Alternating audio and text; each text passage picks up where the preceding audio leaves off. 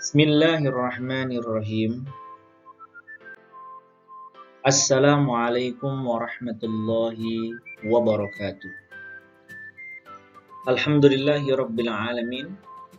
Pada hari ini bertemu kembali dengan channel Pena Guru PAI dan kita akan belajar tentang materi memahami Asmaul Husna Al-Bashir, Al-Adil dan Al-Azim, yang merupakan materi mata pelajaran pendidikan agama Islam dan budi pekerti kelas 4 semester 1. Sebelum mulai belajar, marilah kita berdoa semoga Allah Subhanahu wa taala memberikan kemudahan dalam pemahaman dan ilmu yang kita pelajari pada kesempatan kali ini berkah dan manfaat buat kita. Amin ya rabbal alamin.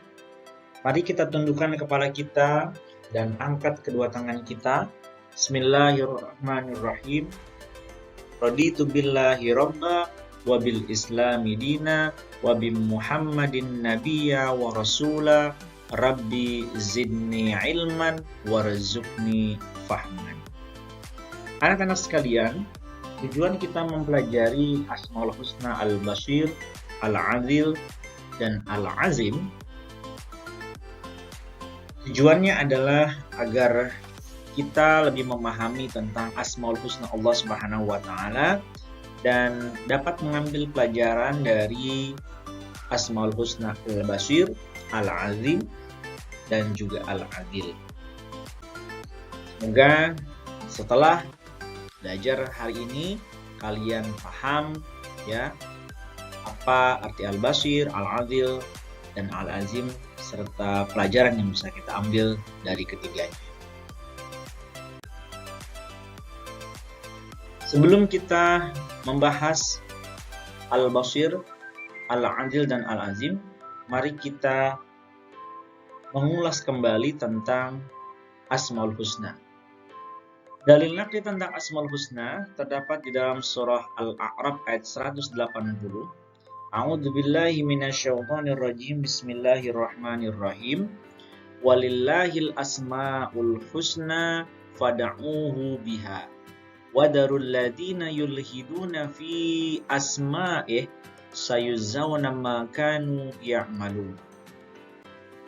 Hanya milik Allah Asmaul Husna, maka bermohonlah kepadanya dengan menyebut Asmaul Husna. Dan tinggalkanlah orang-orang yang menyimpang dari kebenaran dalam menyebut nama-namanya.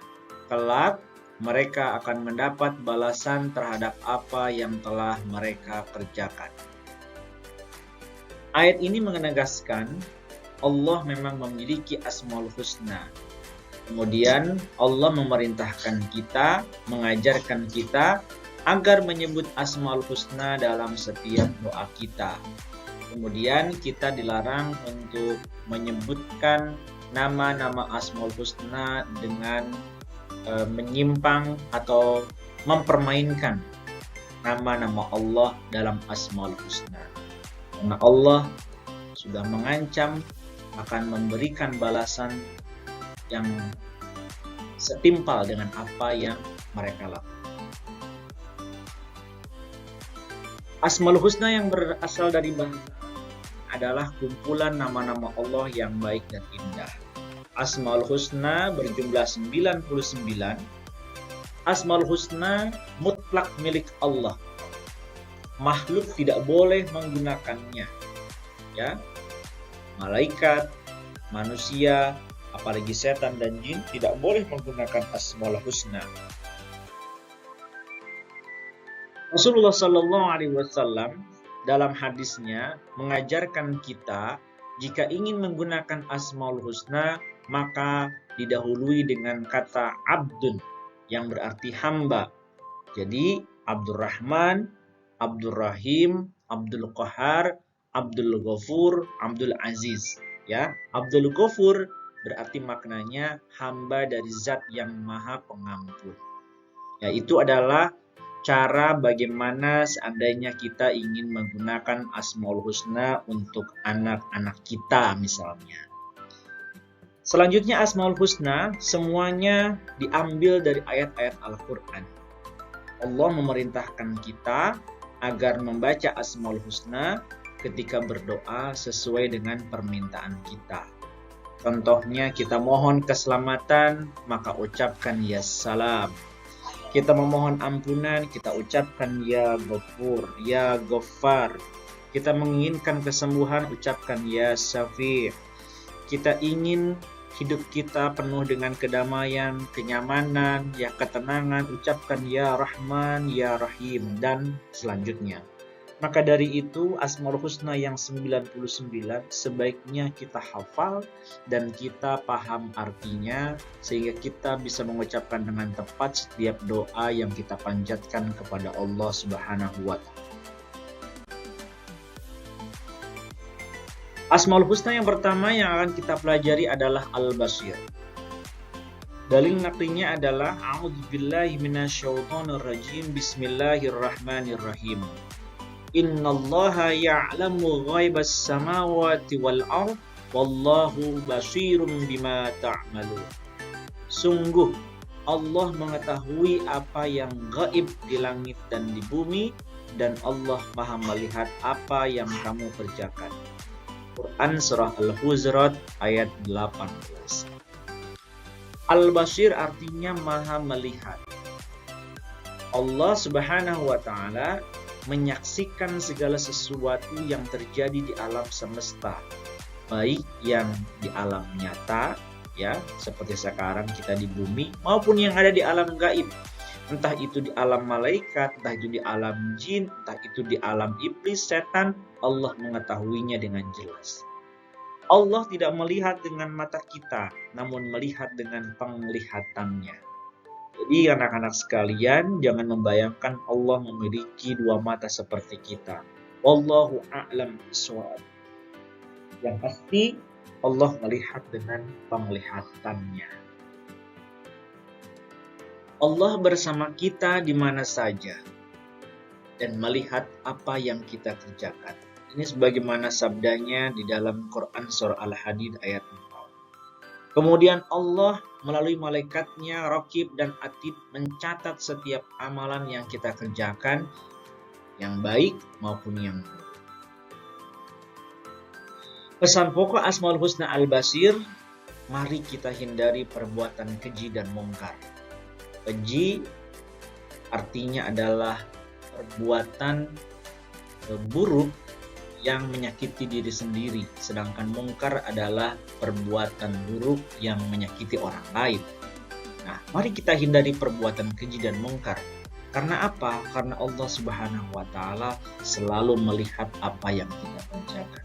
Bukankah kita di hari kiamat kelak ingin timbangan kita yang berat adalah kebaikan, agar mampu mengantarkan kita ke surganya Allah Subhanahu.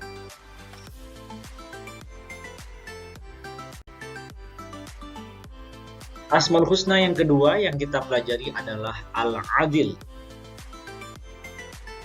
Dalil naklinya adalah A'udzubillahi Bismillahirrahmanirrahim.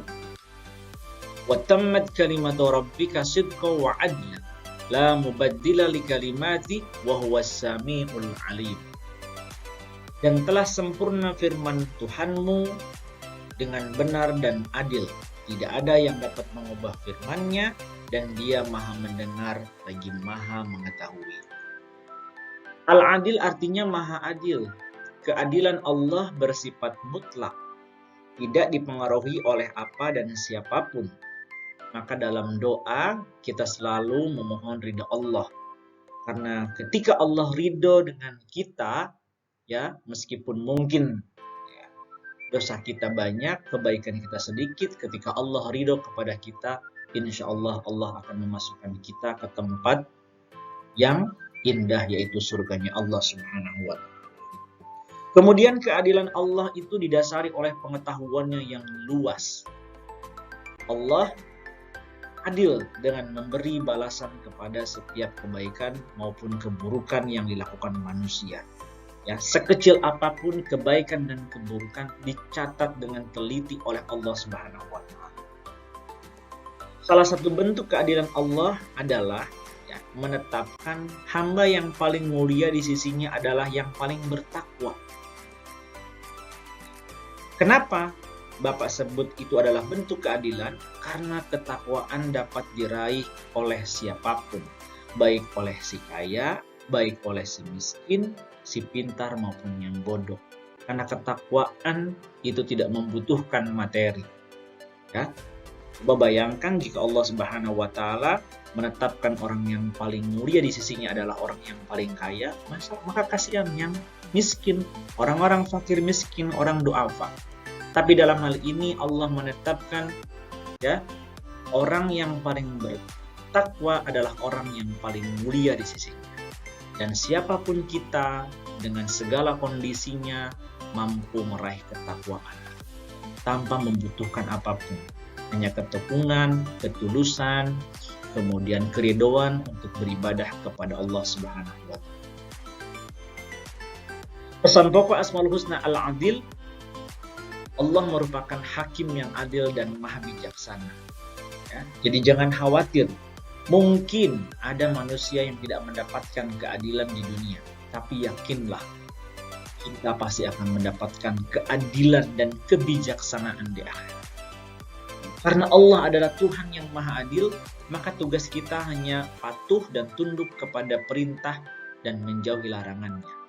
Yakinlah dengan kita tunduk dan patuh, ya, menjalankan perintah Allah, menjauhi larangannya dengan semaksimal mungkin, Allah ridho kepada kita.